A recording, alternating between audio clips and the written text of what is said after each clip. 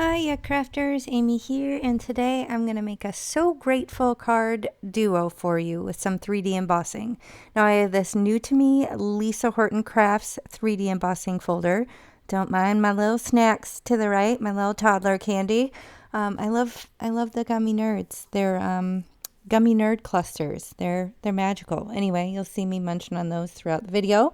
I'm going to grab some scrap craft and brown cardstock and make these beauties here for you today. So this is my first time using this embossing folder. I'm not really sure what to expect, but I did want to cut down these panels with this cool kind of torn edge die. Sadly, this one is no longer available from Craft Stash, but I'm sure you might have something similar in your stash. But I'm just going to open this bad boy up and run both of these panels through off screen through my Spellbinders Platinum 6 to see. Now, I will say I wish I would have spritzed them with water because I think that may have added a little extra drama. So I would use water if you can. But here on the brown one, I'm going to use that Cloud 9. And then my initial thought was that I was going to use the white pigment on the craft. But you'll see I do end up switching it up a little bit. So I'm not even messing with any foam. I am just going right from the pad to the paper here. Trying to just concentrate this gold color on just the magnolia blooms, and it's gorgeous. As you can see, there's that cool wood grain on the back. I wanted to see how dark it was, so I tested it on the back of the craft cardstock, and this did give it some drama, but I did decide to keep playing and try different things. So what I did next was I took the white pigment, and I did grab a blending foam because I didn't want to contaminate my pad by trying to do it the same way, and I needed to kind of get into a little more nooks and crannies. But I did grab a blending foam, and I'm going over the wood grain background with the white pigment. So that's kind of giving it even further separation from the magnolias. It's not a perfect blend. You can't really get up right next to the magnolias, but you get the gist, and it does kind of give it a little something special. Now, in spots where I did go over the magnolia with the white, I'm just kind of covering it up again with the ink pad. Now, this is Cloud 9. This is a dye-based pigment, so it is a hybrid metallic ink. You've probably seen them around or seen me using them. Super fun. I have other videos about them. If I remember, I'll try and link them below. If I forget, please tell me. But I'll link all of these products in the video description box below. This, I'm opening up a brand spanking new set of standalone word dies from Concord and 9th. Y'all know it's some of my favorite. And 8 hours later, when I'm done messing with the packaging, I will eventually get around to doing some die cutting. But they are all kind of thank you themed dies. You get the shadow layer as well as the word layer. And I decided to do that So Grateful for both of them, just because I didn't want to cover up too much of the magnolia. Now, you're probably wondering why I'm doing it white on white.